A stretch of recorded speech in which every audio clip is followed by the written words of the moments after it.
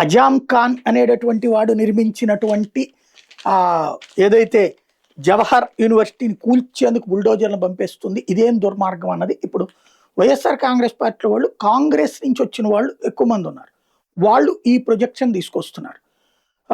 అంత కావాలంటే ఇచ్చేయచ్చు కదా, ప్రభుత్వం తీసుకోవచ్చు కదా అని. మరి వీళ్ళు అప్పట్లో ప్రజావేదిక కట్టినప్పుడు ఏమన్నారు?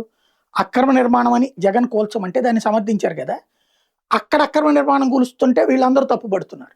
ఇక్కడ మతం అడ్డొచ్చింది, బీజేపీ మీద శత్రుత్వం అడ్డొస్తుంది. ఇది ఇక్కడ విచిత్రం. ఈవెన్ తెలంగాణలోని కాంగ్రెస్ వాళ్ళు అదే. మరి అదే కాంగ్రెస్ హైడ్రాతో అక్కడ కూల్చివేతలు చేస్తుంటే మరి అక్రమం అని చెప్పేసి కూల్చడం ఎందుకు? వాళ్ళ దగ్గర డబ్బులు తీసుకుని రెగ్యులరైజ్ చేయొచ్చు కదా.